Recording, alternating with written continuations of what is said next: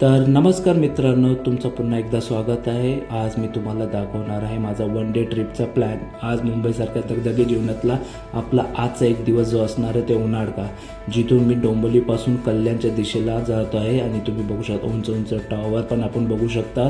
आणि असं करत मी कल्याण ग्रामीणच्या दिशेला आलो आहे आणि मला जी साथ भेटली आहे ती माझ्या या प्रिय गाडीची। तुम्ही बघू शकता की मी या गाडीनेच प्रवास जो आहे तो आपल्या कल्याण ग्रामीणच्या दिशेला सुरू केलेला।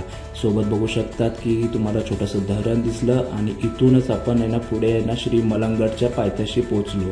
आणि इथेच आता तुम्ही बघू शकता की हे छोटे छोटे जे आहेत डोंगराच्या पायथ्याशी स्वच्छ निर्मळ पाणी वाहत आहे ओहळ्यातल्या स्वरूपामध्ये।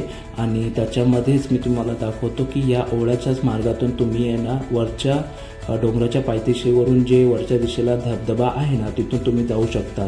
मग त्याच्यातूनच पाऊलवाट करत करत करत मी वरती धबधब्याच्या दिशेला गेलेलो होतो।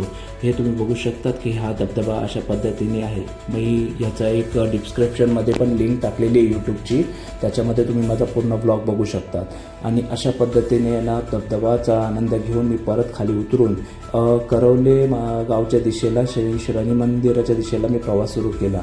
हा आपल्याला मध्ये आता मस्त सुंदर गाव दिसलं करवले गाव। आणि इथून आपण पोचलो श्री शनेश्वर मंदिरामध्ये। तिथे आपण मंदिरामध्ये पोचल्यानंतर शनी देवाचे आपण पाया पडून आणि त्याच मंदिरामध्ये श्री मारुतीरायाचे पण दर्शन घेतले। आणि इथूनच आपण पुढचा प्रवास जो सुरू केलेला आहे।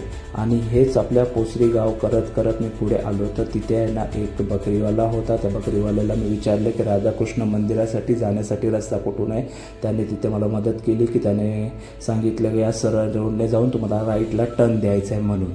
तिथंच पुढे गेल्यावर मला आहे ना बघितलं तर मंदिराच्या बाहेर गौशाळेतल्या ज्या गायी आहेत ते सोडलेल्या आहेत। तेव्हा मी समजून गेलो की इथेच आहे ना राधाकृष्ण मंदिर आहे। मग असाच रोडने सर्व बघितलं वळणावरती मला आहे ना राधाकृष्ण मंदिर भेटलं।